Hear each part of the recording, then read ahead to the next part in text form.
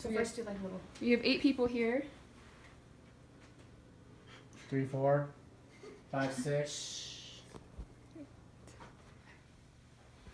Hi everybody, thanks again for joining me tonight. So to begin, I'd like to start by asking a few questions. Now, how many of us can recall a time when we were accidentally exposed to pornography? Raise your hand. Okay. How many of us felt bad after seeing the image? That's obvious. And how many of us can see the image in our head right now? Can like picture the image perfectly? Yeah. Okay. So after my speech, you will know the effects of pornography on the brain, the relationship of pornography use and mental illness, and why it is so hard to get over, and why pornography leads to crimes such as sexual assault and rape. To start, I would like to begin with the definition of pornography. Dictionary.com says the definition of pornography is the printed or visual material containing the explicit description or display of sexual organs or activity intended to stimulate erotic behavior rather than aesthetic or emotional feelings. From the definition itself, we find out that pornography is hard to avoid because it is everywhere. It's in books, it's in movies, it's in art forms, it's everywhere. Now I'd like to discuss the effects of pornography on the brain.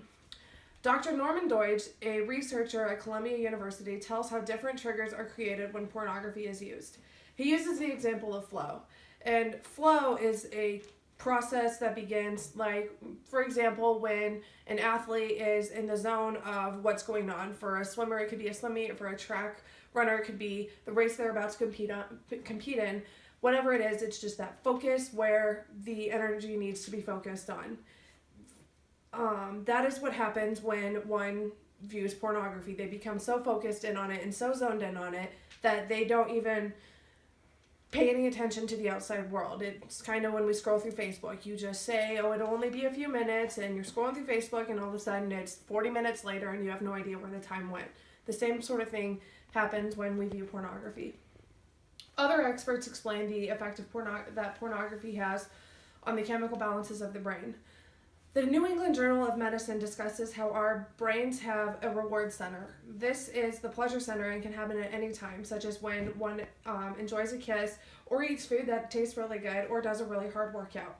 Any of these experiences will make one repeat that action because it is a good feeling is released. You just feel good afterward. The problem is the brain does not know the difference between a good feeling of that or the bad feeling, as in it's triggered by something bad or it's triggered by something good. The brain doesn't know, it just knows that it feels good.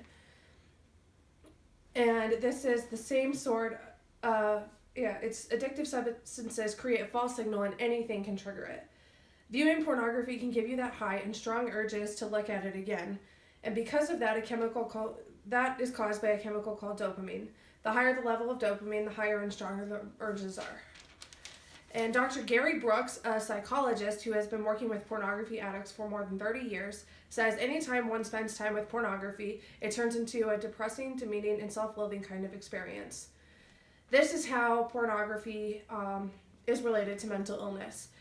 People want to ask for help, but they're ashamed to ask. They're ashamed to say to somebody that they have an addiction to something as sickening as pornography, and they don't know how to ask, and they feel terrible about asking, so that only creates fear and self-loathing inside them, and oftentimes a lot of depression.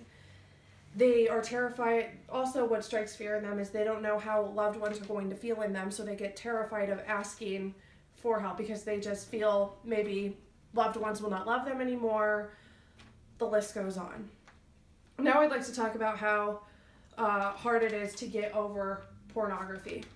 The co-director of the Sexual Trauma and Psychopathic Pathology Program has said, those who are addicted to pornography have a harder time getting over that addiction than they do over an addiction to cocaine because pornographic images stay inside one's brain and they stay there forever. Earlier, I asked all of you, can any of you remember viewing a pornographic image? And then my next question was, can any of you remember that image perfectly in your mind right now? And all of you said yes. That's because images, no matter what it is, it doesn't matter if it's a person's outfit or a car, whatever it is, images and things that we see every day are locked and loaded in our brain and they stay there forever. And the same exact thing happens with pornography. They stay inside our brain and they can't go anywhere. And that's why pornography is so hard to get over, because the images stay inside one's brain, but alcohol and drugs and other things like that can eventually be flushed out of one's body. Now I'd like to talk about how pornography relates to crimes such as rape and sexual assault. To start, I'd like to begin with an interview that was given to Ted Bundy. Ted Bundy, an American serial killer, rapist, and pedophile, admitted that he came from a good family. His family went to church on Sundays. There was a lot of love in his family. Everything was great in his family. However, behind closed doors, Ted Bundy himself had an addiction to pornography. This addiction to pornography he kept from his family because he was terrified of what his mother would do, knowing that one of her children was addicted to pornography, so he kept it a secret.